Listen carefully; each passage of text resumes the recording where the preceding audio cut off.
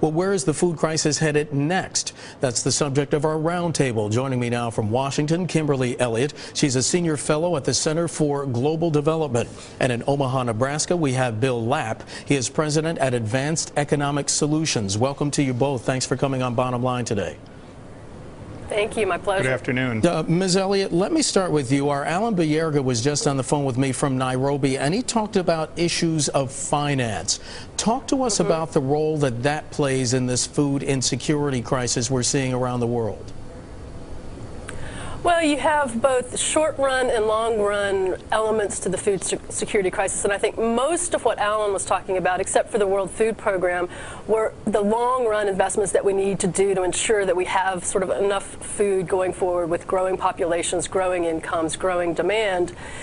In the short run, what you have is with higher prices, sharply higher prices and rapidly rising prices, is poor people who are not themselves farmers, aren't growing for their own subsistence and their own use, suddenly find that they can't afford food. And so there, one of the key things to look at, that governments often reach for programs to try and lower prices through generalized subsidies or by restricting exports, and those things are very, very costly and inefficient. They lower the cost for everyone, but they aren't targeted at the poor. So one thing is to look for using targeted cash transfers. Yeah. So you increase the income of the poor so they can afford the food that is now at a higher price. Mr. Lapp, are nations around the world doing enough, too, as Ms. Elliott said, to try to target the poor, to try to help people who are in a circumstance where they just are not getting enough nutritious food to eat? Well, I think the countries around the world, especially the developing countries, realize that their political survival is oftentimes at stake. So when you have an increase in price, you do take action, such as limiting exports if you're an exporter of wheat, for example, such as India did in 2007 and 8, and as Russia did in the past year. You have a vested interest in trying to make sure that food prices are kept in check and that you have enough food for the people so there isn't social unrest. Right. But Mr. Lapp, we are seeing with these rising commodities prices, though, they are going to be passed down to the consumer, no doubt, correct? Absolutely. We've seen, especially in the last 6 months, 9 months, a dramatic surge in commodity prices for some reasons I can go into. But the result is the United Nations Food Index is up 25% on a year-over-year basis. We've reached record levels.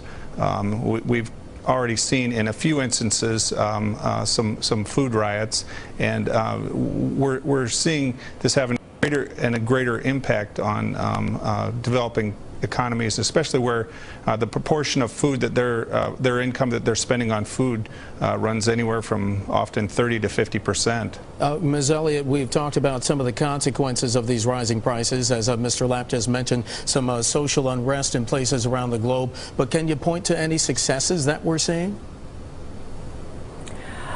I don't know that well, there's one success that's not necessarily the result of policy, or it's actually the result of not doing bad things like restricting exports, and that's in the rice market, where the last time around, one of the hardest things for consumers was a very sharp increases in the price of rice, which were mainly due to sort of panic and countries on the one hand restricting exports, on the other hand Philippines doing some panic buying, and even individual consumers hoarding rice, and that drove the price up more than 3- or 4-fold.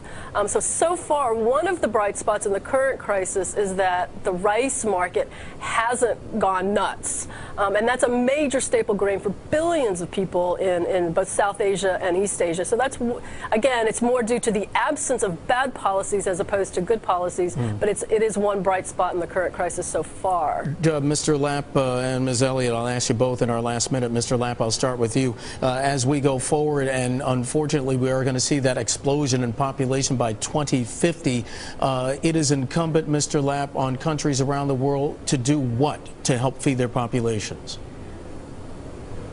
Well, allowing free trade and allowing the market incentives to work so that farmers there can prosper, supporting them with infrastructure that brings food from the fields to the consumers, obviously, is one area. I think in the U.S., our biofuel policies have probably worked against us because it's absorbing so many acres for the production of fuel. So there's plenty we can do aside from applying ever-growing technologies to improve yields. And Ms. Elliott, I'll let you get the last word. Again, pose the same question, incumbent on countries around the world to do what to feed their people? Well, I would agree with everything that Bill just said, and the only thing I would add to that is I think especially with climate change, we're going to see more of these extreme weather events, more volatility.